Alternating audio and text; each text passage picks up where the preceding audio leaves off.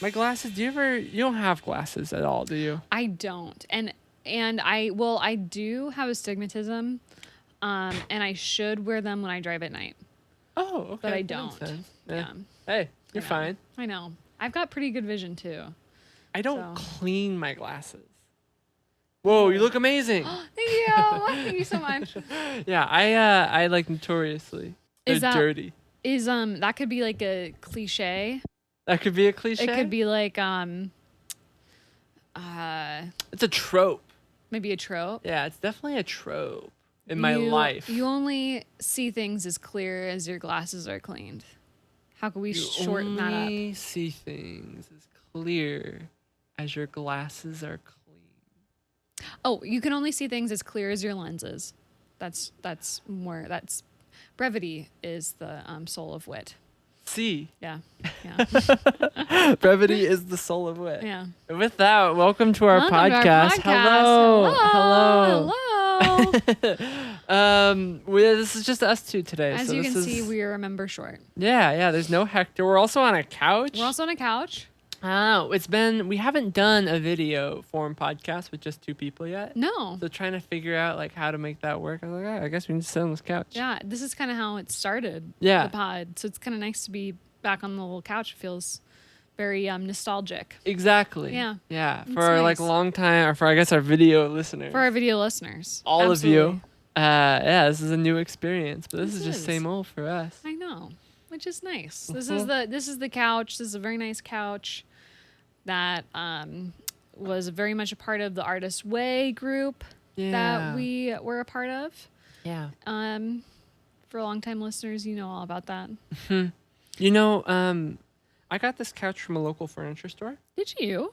And that's fine. That's whatever. Yeah, we like to shop local. Let's go. My close friend Darian Rosethrow bought the same couch No. from Home Depot. No. For much less. And it's the exact same couch. That's hilarious that you guys have the same couch. Yeah. He showed me a picture of it, and he's like, "Hey, is that your couch?" And I'm like, no. I don't way. want it to be. Show me the price on it. It was like pulled up on Home Depot. Home Depot's selling couches now. Okay. When was this? Was this recently? Yeah, I got this couch in like 2021. Yeah. And he showed me it like a month ago. Okay. Well, you know what? You might have the original. No, I'm pissed. I don't want to feel good about it. I'm gonna kill him. I'm so angry. And he beat you again. And this couch doesn't scratch it. Wow. That's upsetting. Yeah, that's what I'm saying. That's upsetting. He got a cheaper couch, and his cat doesn't scratch it. Well, all's well that ends well. No, it didn't end well. That's my story. You know, listen, don't look a gift horse in the mouth, okay? Don't look a gift. You got to explain what you have right now. Okay, This is fun. I have Show and tell. a book called Every Cliche in the Book. I love, one of the things I do for my creativity is I love a used bookstore and I go to their humor section and I like to see what odds and ends and silly things are there. And so this was one of those finds, once again, Every Cliche in the Book. And so listen, this is going to be a fun episode. Let's see. We're really going to put a bug in your ear. Oh my gosh. And we're just going to take the bull by the horns. So I have a question. Yes. On the cover, Yeah. yeah. Can you like point this one out for the camera? And I'll describe it. It seems to me what looks like somebody in like, I mean, it's supposed to be a painter, but what I see is a guy in like, he just got out of the hospital and he's wearing a hospital gown. Yeah. Drawing a picture of a thumb while giving thumbs up to a what I assume is a model who's standing on the chair. Mm-hmm. What pun is that? Yes, that's a great question. It's probably or not pun. Sorry, cliche. Cliche, I guess. Well, it says right here a thumbnail sketch, but I'm not even sure I know what that means. Okay, a thumbnail. So he's modeling his own thumbnail, but there's a picture of a girl. There is, as if she is the model. But it's really his thumb. But it's his thumb, which also means I have to say that he is only drawing with one hand, which is kind of impressive. Left-handed. And it's the left hand. Wow. Yeah. Okay. So the images, what I'm trying to say is that the images in this book are their own jokes. Yeah. Yeah. They're puns. The images are puns about cliches. Exactly. Which is wild. Which is my type of book. Yeah, it is wild. Yeah, I'll never call it quits on finding books like this. Yeah. They're the cream of the crop. So prepare. There's 55 more minutes of this for you, listener. Brace yourself. They're a dime a dozen, and brace yourself. Oh man, let me see. What's a good? It's like, something positive. Oh shit, that was long. Right? What's that? Oh, this is a script. Yeah, it's like exactly what I was talking about earlier. But it's a script. It's not great. It's not a great script, I'll be honest. Oh. Yeah. Yeah, I'm seeing like prosaic length in here, and that's not what I expected. Yeah. Well, I'm on cloud 9 just sitting here with you. So that's, I don't know. I just wanted to bring that because this is something I like to do. I talked about it. Yeah. Yeah. No, it was like the one time, the my gosh, inception day of this podcast. That's right. When we met with Hector to be like, we're going to do a podcast and you're going to be in it. Yeah. We sold it to him on the same day. Absolutely. Well, we didn't give him a choice. We said, we held a gun to his head. Yes, we held a gun to his head and we said, you're going to be on our podcast. Exactly. Also, we're going to Global Neighborhood Thrift. And I left you. You suggested we all drive together, and I said, no, I think it's not a good idea. We're going to Global Neighborhood Thrift after this. And then and I was like, I asked like 3 times. I was like, really? And you were like, no, we're not going to drive together. I was like, it's not going to work. I'll follow. You'll understand. Yep. I thought it was because you had a time crunch after or before, or there was something. Yeah. No, the reason why. What did you do? Well, I'll say what I did. Okay. I'll say POV Logan. Okay. POV Logan. We went to the store and I was like, hey, we should check out the books. Yeah. Because I like books. I like reading. Absolutely.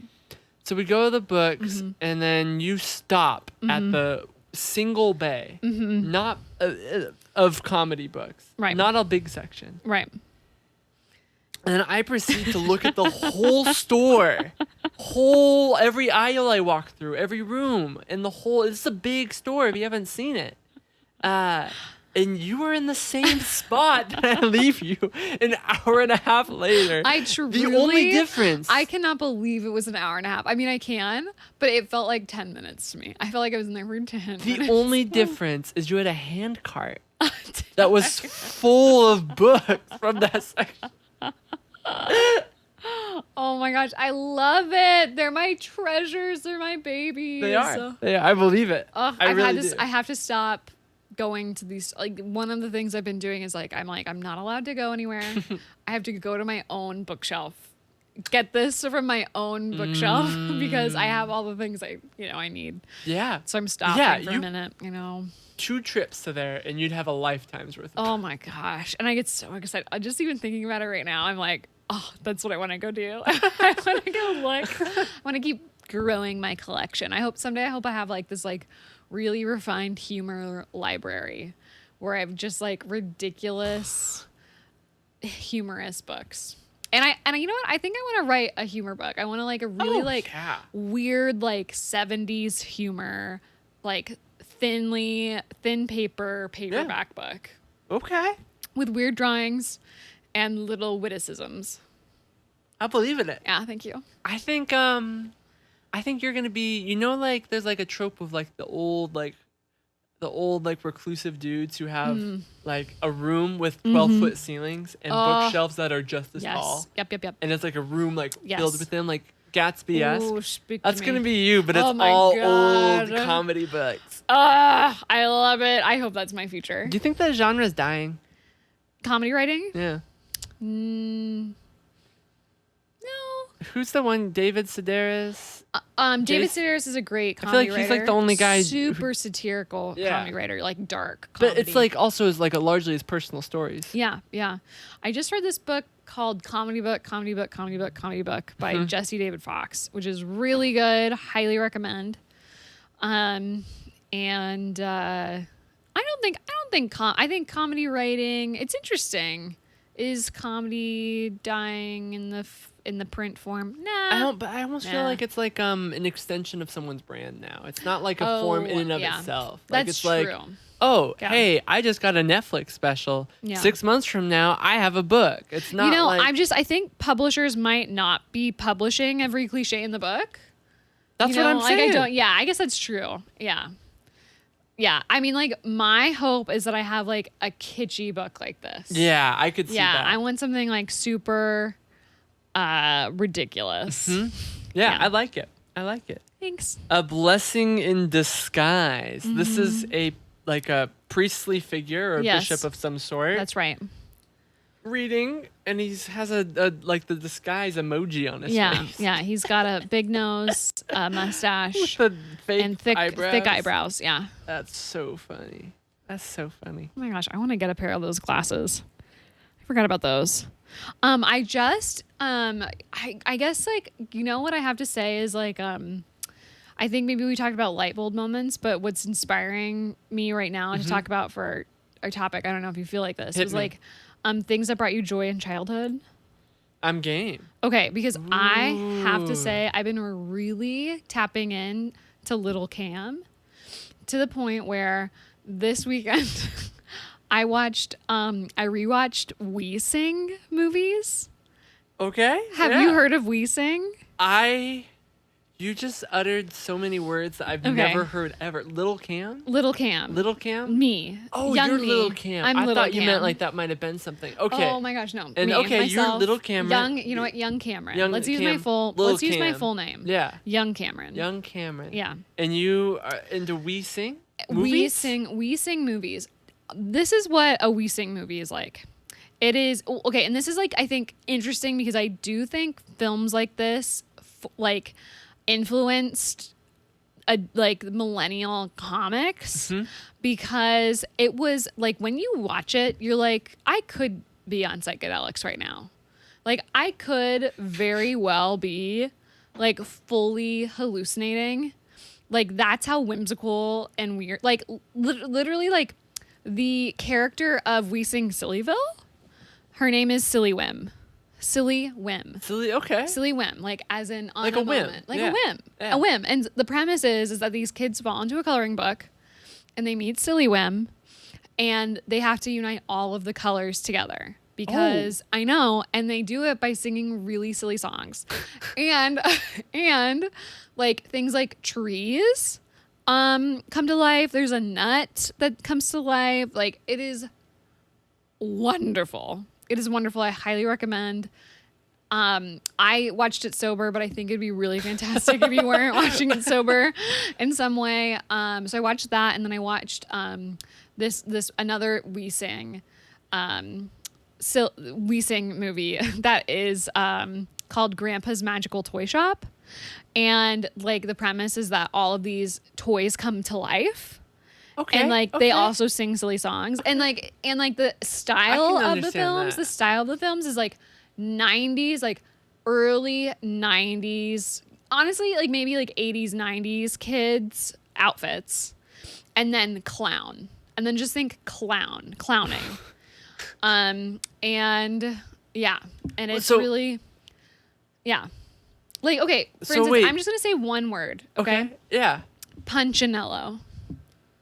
Main character of Grandpa's Magic School. Right? Where on earth have you heard a name like Punchinello? Punchinello. Ba ba ba ba ba. Yeah. Punchinello is a funny fellow. So, like, that is like, and I was like, I can't believe. And okay, so while I was watching it, sorry, I know you're trying to say something, but I'm trying to process what you're saying. I know it sounds crazy. Yes. But like, even if like this obviously isn't, if you're listening to this and this isn't part of your childhood, think about something that was part of your childhood. And you're like, yeah, I think I kind of remember that.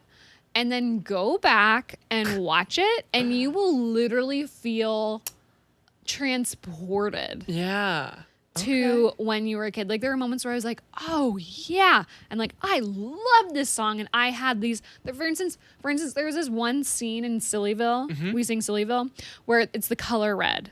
And the color red is this country family. The country family of the color red. Okay. And they're on the porch and they just had a baby. Ooh. Okay. But then when they need to tell a story, they get up and sing and dance, and like the barn turns into like this showgirl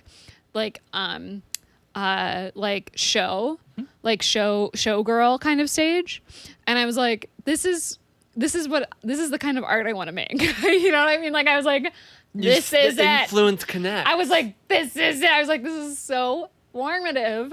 So formative to my sensibility, and it's a We Sing video, and I watched it all the time when I was 5. I was like, this is magic. This is beautiful.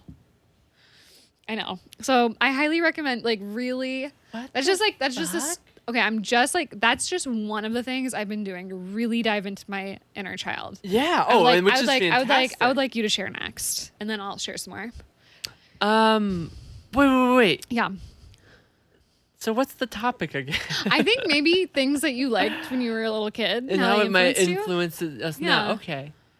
Wow. What you just described was something I've literally never heard of ever. I know. And maybe I'm crazy for that. Maybe that's a normal person thing to know. I really feel like it was a special niche time of the 90s where this style of video was really popular. And it's like, it literally looks like, it's obviously like a soundstage. It looks like each scene is like watching a community theater production. It's like clear. It looks like it's been filmed on a regular like video camera. Yeah. Like it's so phoned in, but also it's not. Like the people were like, those actors ate. Like they really committed. You know? Yeah. Yeah. Damn. I know. That's cool. That's wild. I see wild, it now. Right? I see it now. Yeah. And that's why you like wearing color. I think maybe it is why I like wearing color. I'm not wearing color today. Not today, but like generally. Yeah. Like I think very about expressive. A comic called Sarah Sherman, and I was like, she had to have seen We Sing. She had to. Like she had to. She had, because she's like Silly Wim. Yeah. She's Silly Wim from We Sing Sillyville. Yeah. I know. Well, I had Legos. Love it. That's my like go-to. Yeah. That's like when I think of like what my inner child and my inner like young creative person was and how it informs who I am now. Yeah. It really is like, and I may have talked about this before, no, but let's dive into it. Let's get deep into this. There was always an area that was a pile of Legos that was where I was working. Where you were working. Yeah. I love that. Oh, it's like this isn't play, this is serious. This is and work. it was. I am building things over here. I am working. I love that. Okay, keep going. No amount of like hours could have been like enough for me. Like I was always kind of creating something and imagining like, all right, well if it was this, then what about this? And then like just continually building. My brother's 9 years older than me, so I inherited all of his Legos. So I had like a big stash I love that. of Legos that weren't associated with anything. It was just like, oh, these are the Legos to build whatever I want with. It would build near infinitely.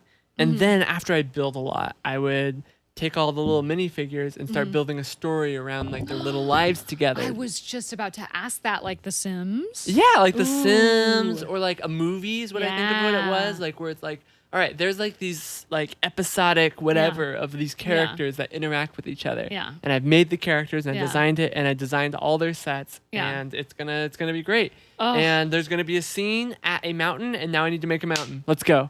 Oh. So that was like a lot of my free time from like 4, 5-ish to like 9, 10-ish. I love it. I have a question for you specifically about the bricks. Yeah. Did you prefer the long, skinny ones, or did you like the chunky ones?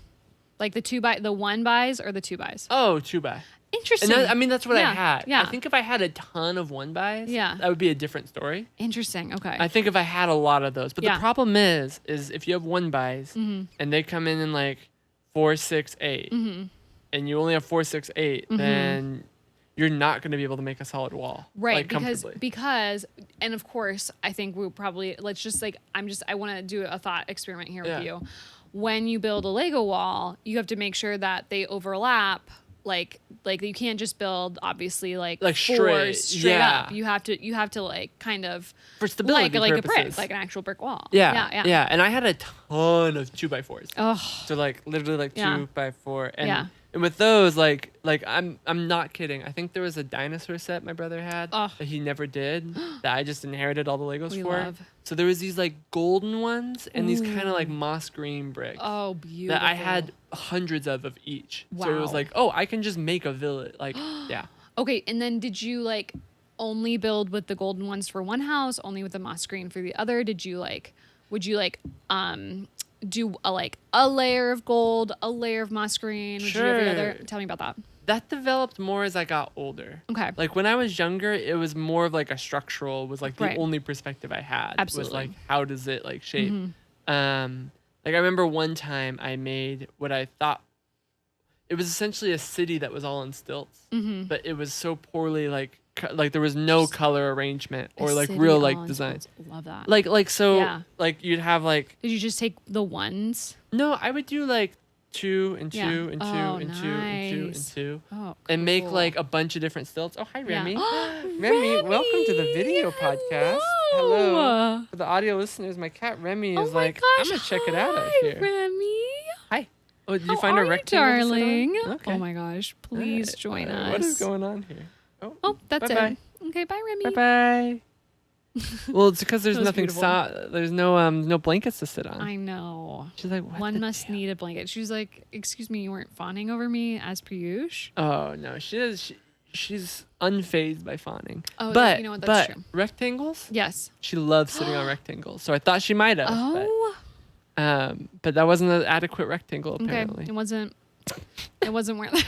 Am I not worthy of you, Remy? On stilts. Okay, sitting on stilts. Essentially, later in playing with Legos, did I like understand color and like implement that into like everything I was doing. But I really, really think like a lot of what my creative process looks like now is the same as when I was a kid playing with Legos. Of like just sitting there, I picture something in my head, and I have all these different tools. How am I going to figure out how to do it and how to make it happen?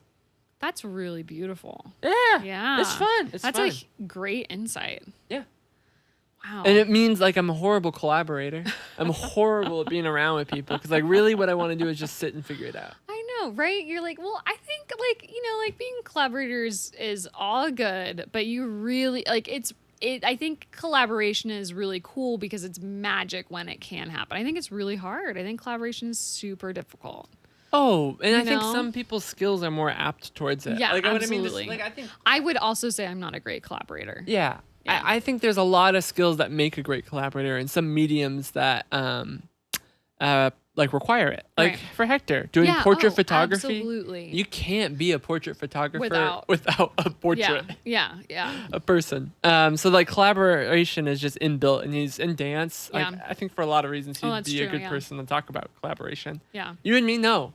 Like I really hope this I write. This is my story that I'm telling. This tickles my fancy. Yep. These are the colors I want to pull from. I think I would like to write a book one day for that reason, to where it's like that's like the ultimate like get everyone else the fuck out of here until I'm done and we can edit it. Yeah, that's a great title for the book. Get everyone else out of the fuck out of here until I'm done. And you can edit it. actually use that for your comedy book. Absolutely, thank you so Consider much. it done. Yeah, thank you. I will not write that book, but you can. Absolutely obsessed. Okay, the other thing that I'm thinking that I've been really connecting to in my youth, in my jumping into like satisfying things from my youth. I just beat Super Mario 64. I got all 120 stars. Well, you bought 120? Oh yeah. Shit. Camrynne. I know. Like, and not to brag, I did it once and it took a long time, and then I did it again in a weekend. I know, because it's like once you know how to do it, it's easier. Yeah, you don't have to look for them. Yeah, you don't have to look for them. You can start speedrunning it. Do you know about that? I probably could. Do you watch speed? Do you ever... I have to say I did have to watch a few like run-throughs in order to be able to finish like a level. Makes like sense. I wish I could have done it just like off of, but I will say in the Nintendo 64 like original package, there was a guide. There was a guidebook. Really? I'm fairly certain there was, because I'm pretty like I have like this. I hope that's true. But there was also guidebooks that existed. I'm saying this. Yeah, exactly. Yeah. My brother, he Zelda Majora's Mask. Yeah. is a game also for the Nintendo 64 that my brother beat like 100% complete, but with a guidebook. Yeah. And that, because some of those things, there's no way you could do it without one. No way. Absolutely no way. So that's where I'm at right now. The current game I'm playing, which is Donkey Kong Country. You're crazy. It is so hard. You're crazy. That game is so hard. Yeah. Can I just say I hate the bees. The bees can go somewhere where the sun don't shine. You know what's... The bees are the worst. Because you can't kill them without a barrel. Yeah. They're moving back and forth. They're lethal on their front end and their back end. And I have to jump. Are you saying I have to jump over these bees always? Also, they do it where there's like a bee on top and a bee below. So like you jump too high, dead. That's not how bees work in real life. Exactly. One thing that's hard about that game is, thank you. And this is a gaming podcast now. Exactly. Yeah. The contrast between like what can kill me and what's the background is tough. Yes. But the music is amazing. Music is stunning. To dive for. The music is stunning. Yeah. The music really. Hi. Remi's back. This is a great episode. This is fantastic. Life is good. Remi was like, "Move over, Hector. Yeah, you're not here. I'm waiting for her spot. I've been waiting for the spotlight. Oh my gosh. Oh, look at her. Look at her. She's so noble. I don't even know. She's so fully fierce. visible on the. So Remi's my cat. Yes. For audio listeners, she's calico. She has green eyes, and like the white is very little. Her nose is half orange, half black. She weighs 7.5 pounds. She's teeny. And she loves licking. Yeah. She loves licking. And she's very good at hunting for her little mouse before dinner. You know what? She's good at hunting toys. She's scared of spiders. You know, fair. Who isn't? A lot of people say like having a cat means that you don't have to worry about insects as much in your place. Really? Oh, yeah, it's a big thing. Because they like hunting them. They're like prey. It's kind of fun for them. Oh. Not Remi. She's scared of spiders. It's okay. She doesn't do biscuits. biscuits. She can't be perfect. She can't be perfect. Oh, yeah. She can't be perfect. Hey, no one can. No one can. Nobody's perfect. That's what cat number 2 will be. Exactly. Exactly. Cat number 2. One day. One Yay. day. Yeah. So that's another thing that's been tickling my fancy. And the third thing that has really blown my mind, and like, and this is like something that I think all creative people should know this person. Mm-hmm. But there was a couple of like audiobooks that my mom always had for us, and on cassette tape. I'm showing my age right now. You're old. I am old. And they were like just like the best cassette tapes, and the storyteller was great, and she told like Brer Rabbit stories and like these scary stories that would like make you jump. They're called jump tales. And like we lost the tapes, like we can't find them. And I like posted on Reddit trying to find out who this author was, who the narrator was. I've like been looking everywhere, and my brother just texted me, and he was like, "I remember who it is," and it's Jackie Torrance. So there is this amazing storyteller. Her name's Jackie Torrance. Whoa. She died in 2004. She is just like probably like one of the greatest narrators, storytellers ever. Incredible. And so I've been like listening to, and she did everyone Jackie Torrance Taily Poe. That's all I'm gonna say. That's the title of the story. Yeah. And like so I've been like just delighted to and when you look at these things that you listen to as an adult or as a child, as an adult, you're like, oh, that's really interesting. I mean, like, and hearing, so I think she recorded the tapes that we listened to when she was older. She just felt like your grandma. She just felt like she was right there, right. And then been listening to some of her younger recordings and like the way that I imagine how the story went, and probably like in context to who she is, how the story actually went, so it's been really just interesting. Diving back, being like, I feel like what I'm doing is all of like these mysteries I had in childhood, like these things that were like, that I kind of remember, but don't really remember. I'm like figuring them out, like, because I remember my siblings playing Super Mario 64 and I was too little to play, but I loved watching them play. Mm-hmm. And I remember like certain points, but I never remembered seeing them beat the game. Yeah. Like I didn't know how the game ended. Yeah. So I was like, I wonder how this game, You got okay. Spoiler alert. Are you guys ready for the spoiler alert about how the game ends? I think they've had 25 years to figure it out. Okay, Peach makes Mario a cake. You do all of that. You find 120 stars. She comes out of her little stained glass window. Yeah. And then she goes, I should make you a cake. Thanks. Thanks for that. I was like, a cake? What did you want? Something more. I don't know what I wanted, but I was just like, a cake. And I, my misogyny, my internalized misogyny was tested. What if Mario just got a different hat? Would that been good? That would, like a gold hat? That would have been awesome. Or awesome. something like a top hat. Oh, yeah. That would have done it for you? Yeah. Maybe some money. Financial compensation. Here's the thing, but then Mario did it for love, and Mario doesn't expect Peach to do anything other. And Peach is like, "Yeah, you saved me. That was your choice. It's not about where you end. It's about the journey." Honestly, you know what? Oh, what a good cliche! Oh God, what a good cliche! No. That was beautiful. Yeah. So Legos for you. Can you think of anything else, like stories that you read, like a special book that you had? Yeah, I'm trying to think about that. I'm not sure. I have to think. What about food? Food? Yeah, childhood food. What comes to mind for me are Squeeze-Its. Oh my God, I've never heard of that. A Squeeze-It? No. Okay, so a Squeeze-It was like a wax bottle with like a sugary what? Ketchup with your grilled cheese. Ketchup with...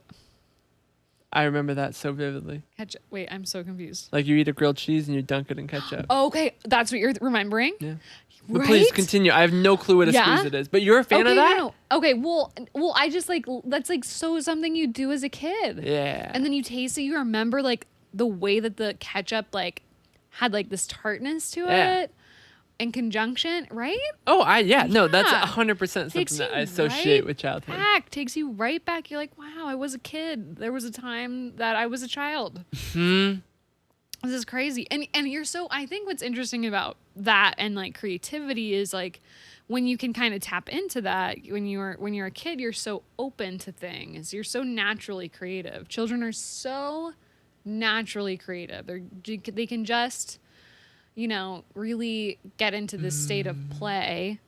State of play is such a good place to create from. Yeah.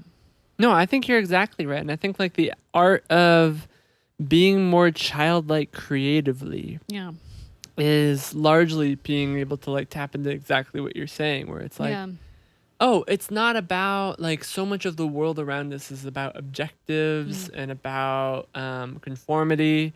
Like not in like a totalitarian sense, but even in the sense of like I need to brush my teeth. Right. That's a good type of conformity that everybody should brush their teeth. 100%.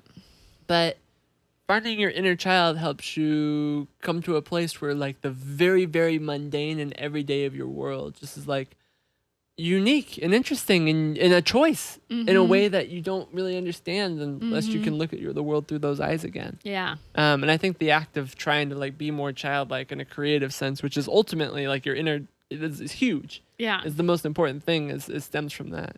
Yeah. It's really, I don't know what kind of work is going to come from it so far other than like a feeling of joy, which is just like nice to have if you're a human being. But I also feel like I'm in my 30th year of life. I kind of feel like really interested in how like why all of a sudden I like really am curious. Like for some reason I'm just like curious about these things that I remember as a kid. That's a good thing. You know? Yeah. I'm like, this is really interesting. Like I'm kind of tying up these ends. I'm like, yeah. No, you're not. You're understanding yourself more. Yeah. I don't think you're tying up in it. You're not like. That's true, because I'm gonna go beat Super Mario 64 again. Give me like 5 years, I'll be ready to do it. Like I think the piece of you that's you is really would really start flourish when you start to understand who you were. Yeah. I wore pink cowboy boots for like 2 years. That's wild. Those are my shoes. So maybe I need to go get a pair of those next. Yeah. Did you have like a specific clothing item that you like loved? Like that's what you wore? Yeah. I'm beginning to feel like I'm neurodivergent when I talk about stuff like this. No, it's so interesting because I'll have like a lot of occasional stark moments from my childhood, but a lot of it doesn't. I wasn't a very preferential kid. What's that mean? Like I didn't have like strong desires one way or another as a kid. I was pretty like, yeah, whatever's happening is happening. Okay. And that, like, I think there was a point in like second and third grade when, like, for example, a really close friend of mine, where we got really imaginative and we would like talk about like, oh my God, if we wrote a book, this is what it would be like. Or if we like got to like design our own like video game, this is what it would look like. And then we'd like sit and like imagine and we like draw pictures of what the different monsters would be like in that video game. Ooh. And we do that a lot, but that's like the and then before that it was Legos. Yeah. But outside of that, it was like, well, whatever foods kind of like, I didn't like a lot of vegetables, but that's any kid. Yeah. A day, but there wasn't, I didn't have a lot of like, I really want this, I really want that. It was more just like, I like drawing. Drawing was something like as a kid, I wanted to be an artist. Was there ever a toy at a toy store where you're like, I have to have this toy? I need this toy. This toy there was actually, it's so interesting. Okay. I remember this story very vividly. I talked to my parents about this. Yeah. Because at one point, like my brother was older and he was cool and he had like a Yu-Gi-Oh phase and like early high school, late middle school. So I was like, all right, I'm going to get into middle school or I'm going to get into Yu-Gi-Oh and be cool. Yeah. And I had to have been 4 or 5. Love this. Yeah. I was in going into first grade, maybe in first grade. Yu-Gi-Oh slaps. Yu-Gi-Oh slaps. Yeah. But what I did is, you know how they have like the arm things? With the thing? Yeah. I made one of those out of something called Connects. Oh, yes. Which are like exactly what you're talking about. Yeah, Connect. So I like literally made one. And where you could actually put the cards inside the thing. So it was functional. You could play it and you could wear it. And so I was like, yeah. You are so cool. So I was like, I really want one of these, but I think I can make one. So then I made one. That is so you in a nutshell. That is so you. Yeah, like I could probably do it. Actually, that is kind of me in a nutshell. That's amazing. Knowing me now, that's like that's a pretty good. Wow, that's so cool. And I remember it was like I had the picture in my head, and I knew kind of what the dimensions were going to be like, and I was like just piecing it together. And we were at an apartment that had, like, we were living in an apartment at the time that had a fireplace. So the fireplace was on. So I remember it was really warm as I was making it. And I remember being so happy when it was done, because then I don't know, I could get away from the fireplace. I don't know, but I was just doing it in the living room. You were like, I am so in the flow. This fireplace is on. It's so hot. This is my workspace. But I'm like, I cannot stop. Exactly. Wow. Yeah, I remember that feeling of being like, no, I have to finish this right here, right now. Yeah. Wow. That explains a lot about That's really beautiful. That is truly so beautiful. Yeah. I played with Legos too. What did you have a toy, or did you have something that's a child that you really wanted? What I really wanted was a Woody the cowboy playing his guitar. Whoa. Singing home on the range. Yeah. But my mom wouldn't buy it for me, so I had to save up my money to buy it, which was really exciting. And then I got it and I played with it for like 2 minutes. And then I was over it. But you know what? I think actually what I really wanted was the Buzz Lightyear. But my mom kind of was like, well, your brother gets to have Buzz Lightyear. Like, for some reason, like, Buzz Lightyear was for boys, but, like, Woody could be for me. You know what I mean? Like, I don't even know. Weird. You know, because Buzz Lightyear has a laser pointer and a cool helmet. And maybe this is why I Space Queers. Oh, my God. It's full circle. This is full circle. Wow, look at us. Whoa. Look at us really diving in. This is nuts. I've, like, allowed myself to be Buzz Lightyear. Yeah. Wow. And Buzz Lightyear happens to be have a queer, history of storytelling in there. Like, really? I guess. I don't know, like the new movie, there's queer characters. I haven't seen Lightyear. Game, though. yeah. I know. Yeah. Game? Yeah. Game? Yeah, I guess so, yeah. Okay, wow, that's crazy. So this is why, listener, you should dive into your youth. Yeah, you don't know what you're gonna find. There's a lot in there. Huh. I need to get a laser armband for the next Space Queers. So I can be like, pew! Yeah. I had a cousin who had a toy that was like that. It had like a little laser pointer at the end. Yeah, because spies were also really cool. Like I was at the Spy Kids was at its peak. Being a spy, I used to want to be a spy so bad. Yes. Huh. I wanted like secret notes, codes. I was in it. Yeah, I was see that. In it. I loved everything about being a spy. Well, it's just interesting. I'm now thinking about all the hiding I did as a youth. What is like the takeaway from this conversation? That's like, a great question. What should we take away from this? Well, not necessarily. I mean, us, but also the listener. Right. Like, what? I don't know. You tell me. Doesn't that suck when someone says that? On this thing where, like, I really want to find all of the things that I used to play spies, and I want to go play with them. Yeah. Yeah. That's what I also was a magician as a youth. Can you see it? I don't have to think very hard to see that one. That one makes a lot. I'm working with this kid who's into magic, and so like both of us are like looking at this with an equal amount of enthusiasm. Oh man, we both love it. We're this is so cool. I think I like the idea that like I had like a one up on the audience. Yeah. Like, yeah, I know how this works, but you are amazed. Which magic and comedy are it's all about the element of surprise, right? Yeah.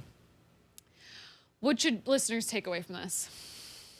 I just asked you that. Yes. No, I Did you see how I artfully distracted? Yeah. Put it on that was redirection. That was a little bit of a surprise. You played the Uno card, right? Yeah. Is that the Uno switch card? Yeah, little reverse. Reverse card. Yeah. I never played Uno. Yeah, I pulled you in by a story. Yeah. And then I put it back on you. And that is what a magician does. I don't know. I think there's a lot of things that when you piece together about your youth and how you came to be that help you really make sense of who you are now. Like that's the type of work that there was the one time I did an episod solo. Oh, that's right. Yeah. That I think about really cool. There's a passage in there that's from Murakami's novelist A Vocation. That I think about almost like once a week. Okay. And the skinny of the passage is that the process of being I know that's a cliche. I really appreciated it. You're welcome. So you're gonna cut to the chase. Yeah, to cut to the chase. In short, yes. The passage is talking about how the process of creating is not really like I want to do something, I'm gonna execute, I'm gonna whatever. It's largely about diving deep into yourself, into the dark cave of yourself, where you're in this murky place that is there's no signposts and it's scary, and there's a mix of your individual unconscious and the collective unconscious, and you sit there for a while, and then you come out, and then you have art. Yeah. Yeah. That is Murakami's approach to writing. Yeah. Is what the creative process is. And when we talk about this, what we're talking about right now, which is your childhood, a lot of your childhood memories and your experiences and your feelings, the things that helped form the nurture part of who you are, is your individual unconscious. Is the things that you don't think about daily, but really, really inform your being. And like just now, when we talked about me building a fucking Yu-Gi-Oh thing, I know I had not thought about that in a long time. Right? But when it was there's this thing I want, and it's like, well, I think I have some stuff that I could probably make my own in my own way, and then just made it one night and it worked. Is nuts. That's so nuts. It's silly, but it's also my same approach where it's like, okay, I have to make a graphic for something. Right. Okay, well, I'll just learn Photoshop in an afternoon. 100%. That is so I learned how to animate for our website. Yeah. It has animated like text all over it. I was like, I cannot believe you did that. I just was like, I think you use After Effects for that. I'll figure it out tonight. I'll look it up. Unbelievable. I do not have the attention span to do that. Like I get really like fatigued quickly. I have it's a hyperfixation is what that is. It's like it. my world actually is only just that task until it's over. way. Is what I'm learning really from cool. doing this task. But anyway, I think those sorts of moments are what lies behind this process of like meditation. Well, and it's also interesting, like when you're in kind of like a hyperfixation, it's because I've experienced it at times. Like it's almost like you're in this flow state. It's really fun. That's good. Yeah. Yeah. Yeah, you're like, I am so focused on this. You're really just like, you don't have to think about anything else. And then suddenly it's dark. Yeah. Suddenly it's the next morning. You haven't slept or ate. I thankfully at this point in my life have some boundaries around that, which help. Yeah. Maybe that's the next ep. Boundaries. I'm set. But don't have boundaries this next couple This weeks. is your last 2 weeks without boundaries. Yeah, this is the last 2. Go deep into your childhood. Remember those things that you think you thought might be a thing. Because they're not. Exactly. Wait, no, they are. Wait, they are. Or they are. Or maybe they're not. They're Honestly, not. That's the other thing. They're not how you remember them. Yeah, they're not how you remember Cowards, them. But courage, some of it does jog that little. Either way it will. It's like poking that little kid. Hey, do you remember? And then the little kid's like, I do remember. This was so cool. If you have a childhood friend, call them up. Yeah. Reminisce. Absolutely. 100%. Did we land the plane? I think this plane has landed. I think we're set. The plane has landed. We're benedicted. We're go forth and passengers stay seated while we taxi to the gate. A little smoking. Yes. The light. Until the light. Oh wait, no. Oh wait, you can't ever smoke on a plane. That's true. Well, with that, thanks for listening. Thanks for listening. We love you. Bye.